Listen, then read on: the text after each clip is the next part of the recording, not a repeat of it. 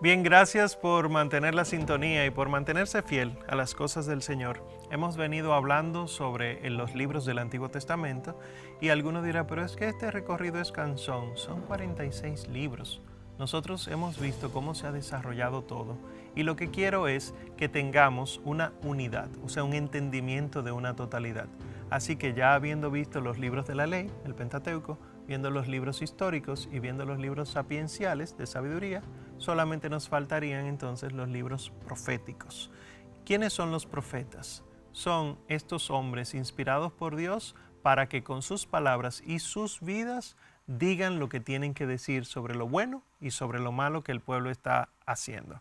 Entonces, el primer libro profético es el libro de Isaías. Isaías, Jeremías, Lamentaciones, Baruch, Ezequiel, Daniel, etc. No nos interesa aprendernos los nombres, sino entender de qué trata cada uno. El libro de Isaías es el más grande y por eso se llama profeta mayor. Inicia advirtiendo sobre las consecuencias sobre Judá si el pueblo no vuelve a Dios. Se le advierte que tiene que volver a Dios, a Judá, o sea, el reino del sur. Recuerden que se divide en dos, el norte Israel, el sur Judá. Entonces Israel es destruido y llevado al exilio y Judá tiene que seguir fiel a Dios. Si no es fiel, entonces es llevado también al exilio. Pues Isaías dice, el profeta Isaías, que Judá debe mantenerse fiel, si no vendrán consecuencias, y vinieron esas consecuencias. Y por eso el resto del libro de Isaías narra sobre cómo ese pueblo que se portó mal no quedará en el exilio para siempre. Y ahí está la famosa frase que a tanta gente le gusta de Isaías, consolad a mi pueblo. O sea, dale esperanza, no quedarán en el olvido porque siguen siendo mi pueblo. Le sigue el profeta Jeremías, que es un profeta que va a cantar la destrucción de Judá para que Judá se arrepienta y para que entonces pueda convertirse a Dios y Dios no lo castigue. Sin embargo, porque dice esas cosas, el profeta Jeremías es muy rechazado y despreciado. Es Jeremías que también escribe el siguiente libro que se llama Las Lamentaciones, que es un poema lamentando la destrucción de Jerusalén. Porque Judá no quiso convertirse, vino la destrucción por parte del imperio y Jerusalén, que era lo más importante de todo el pueblo, fue destruida y ahí están las lamentaciones.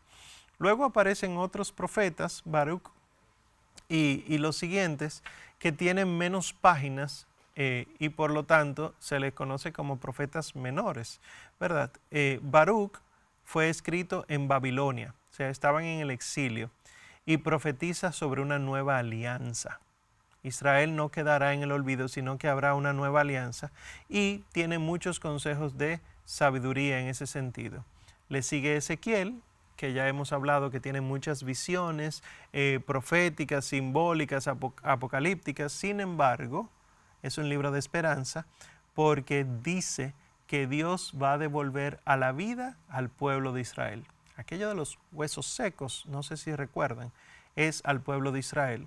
Daniel, que es sobre un profeta judío que llegó en altas posiciones en esa corte de Babilonia durante el exilio y sus profecías llenas de simbolismo sirven para denunciar lo malo y anunciar lo bueno.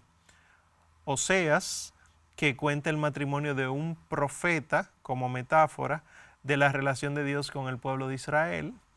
Joel, que advierte sobre el juicio divino que vendrá sobre Judá, pero también consuela con la misericordia del Señor y predice la venida del Espíritu Santo.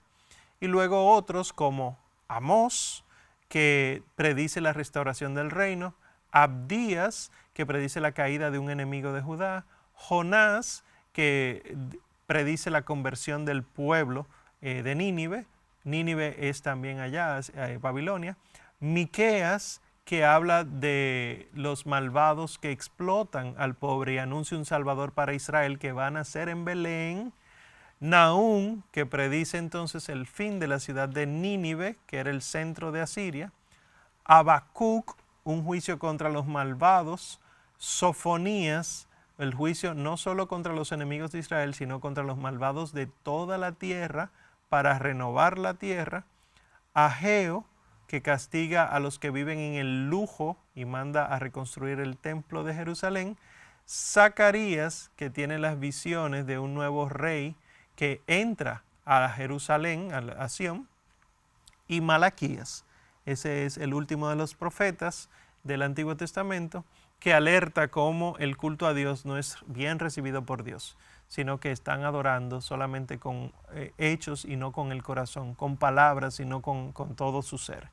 Entonces quedan dos libros de los que hemos mencionado que no son proféticos, que no son sabiduría, pero que sí pueden ser históricos, pero están al final. ¿Por qué? Estos dos libros son Primera y Segunda de Macabeos. Están al final porque son los que narran los acontecimientos más cercanos al Nuevo Testamento.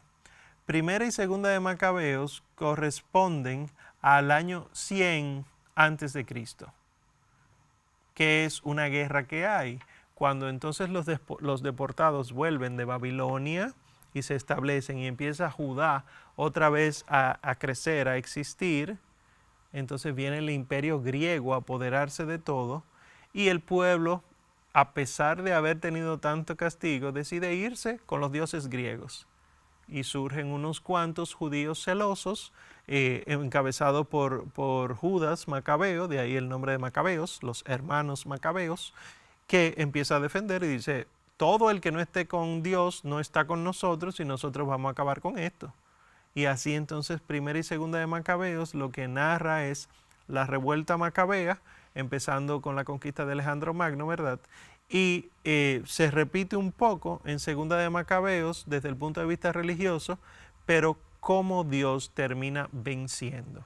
Entonces es en este periodo de los Macabeos que surgen estas realidades que encontramos en el Nuevo Testamento como saduceos, como fariseos, como el templo y la ley, cómo se convierten en algo tan sagrado que incluso nuestro Señor Jesucristo empieza a tener dificultades frente a los que mandan. Viendo todo este recorrido de los 46 libros, nos queda patente que la realidad del Antiguo Testamento es bien compleja. No es solamente mucha historia, sino que también hay profecías, que hay simbolismo, que hay realidades que preparan para el Nuevo Testamento. Entonces, eso ustedes podrán verlo en un esquema que le estamos poniendo en pantalla. En este esquema ustedes pueden ver que cerca del año 2000 Dios llama a Abraham, pero luego entonces, se lo ponemos aquí, el año 1900, 1800, etc. Y arriba les ponemos los libros que se están utilizando. Esto es aproximado, obviamente.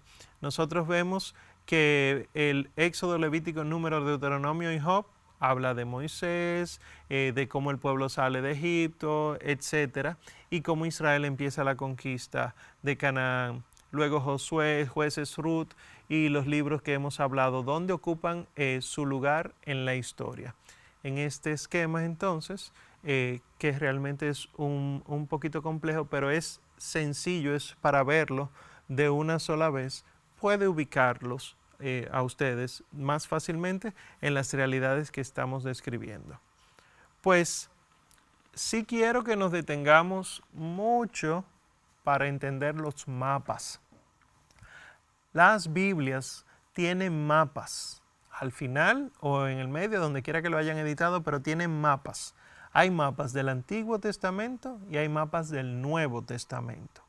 Entonces, intentaremos explicar en sus pantallas estos mapas para que ustedes puedan entonces ubicarse histórica y geográficamente en los mapas. Y el primer mapa que quiero que ustedes vean es este mapa que fue el recorrido que hizo Abraham en la tierra, hacia la tierra prometida.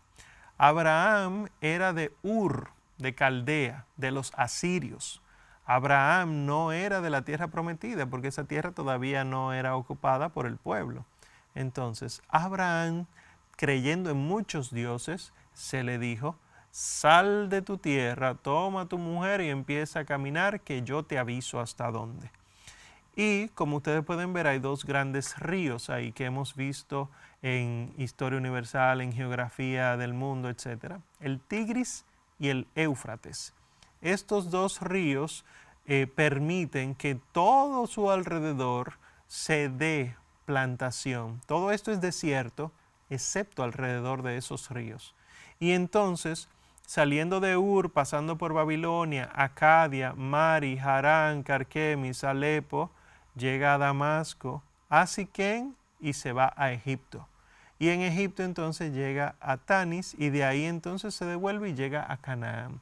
Ese es el recorrido que hace Abraham con su mujer. Y fíjense que les pongo una franja verde. Esta franja verde hace como una luna invertida y es lo que se conoce como creciente, como el cuarto creciente de la luna, pero se llama creciente fértil. El creciente fértil es toda esa zona en verde que recorrió Abraham en el Medio Oriente para poder llegar a la tierra prometida, porque si no, no podría sobrevivir. Y esto le dice Yahvé a Abraham: vete de tu tierra y de tu patria y de la casa de tu padre a la tierra que yo te mostraré. De ti haré una nación grande y te bendeciré. Engrandeceré tu nombre y sé tú una bendición. Bendeciré a quienes te bendigan, maldeciré a quienes te maldigan, y por ti se bendecirán todos los linajes de la tierra. Eso es Génesis 12, la promesa que le hace Dios, Yahvé, a Abraham. Y Abraham sale.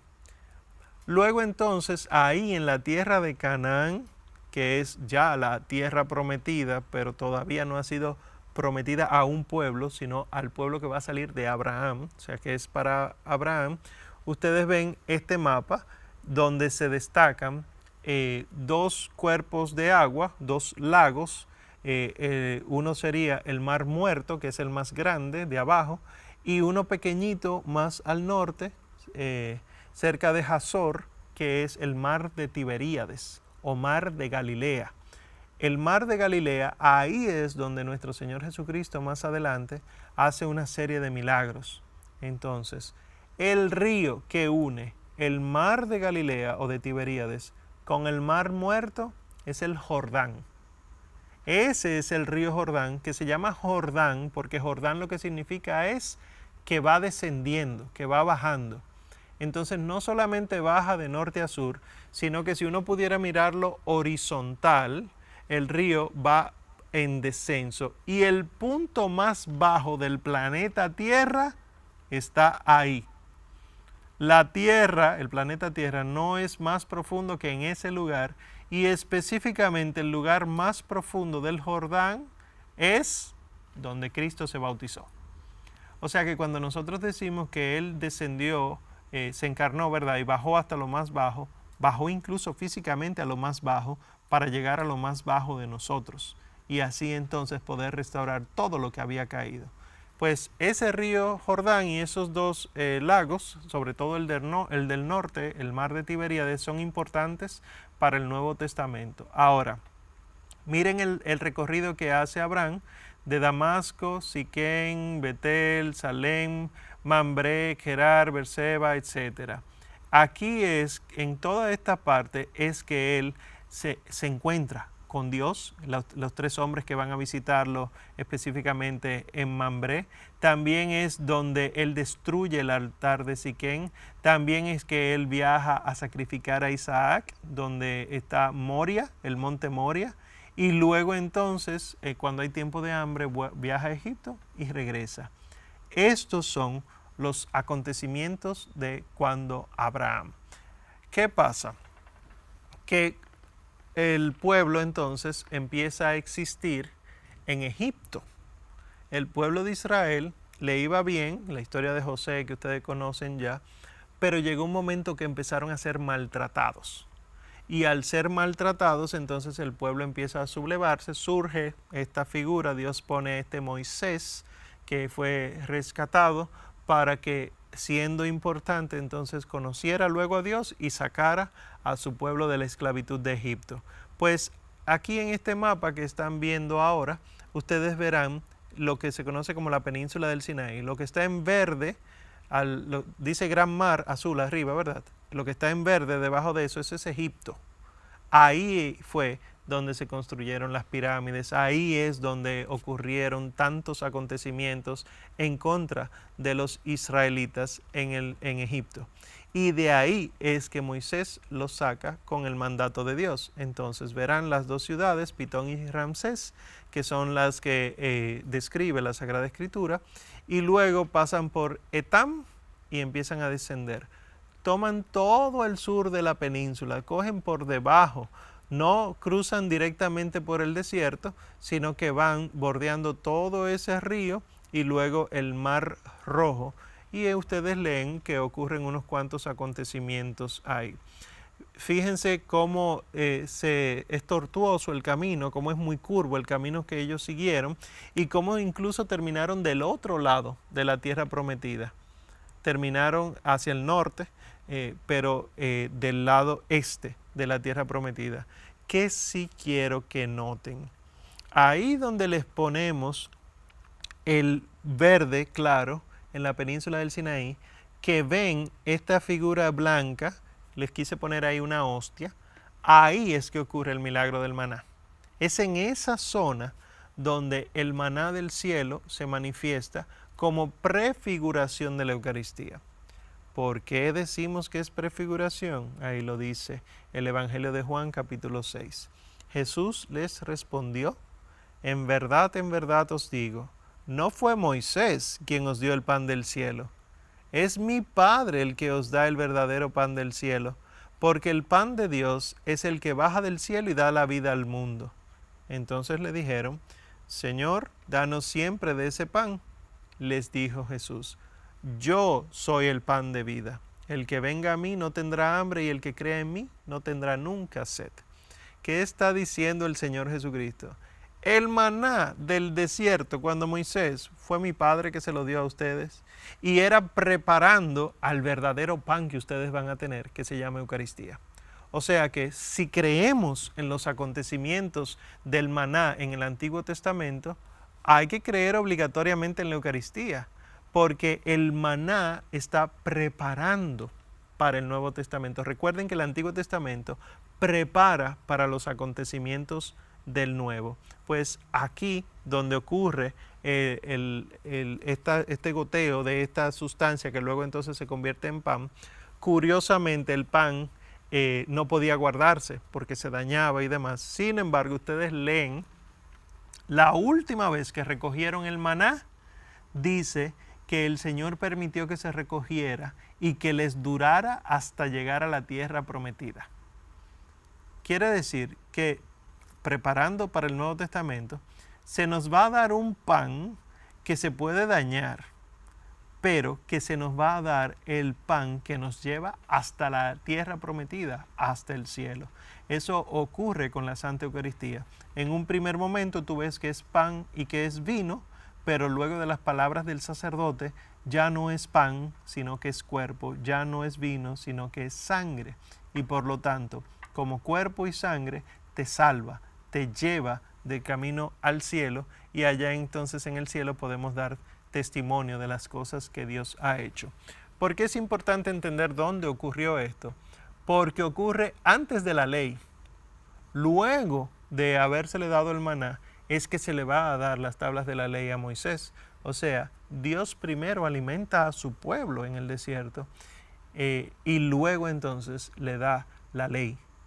Y esto quiere decir que la Eucaristía tiene que ser lo primero en nuestras vidas y luego el cumplimiento de los mandatos. Por lo tanto, un cristiano de verdad tiene que estar preparado para cumplir con su carne, con su vida, lo que consume en la Eucaristía. Dicen los padres de la Iglesia que la Eucaristía lo que viene a hacer es una confirmación de lo que debemos hacer y nuestra vida debe convertirse en el pan que se entrega para los demás. Vamos a hacer una breve pausa entonces para luego terminar de hablar de los mapas, cómo todas estas cosas afectan nuestras vidas y la parte práctica, si Dios quiere. Manténganse en sintonía.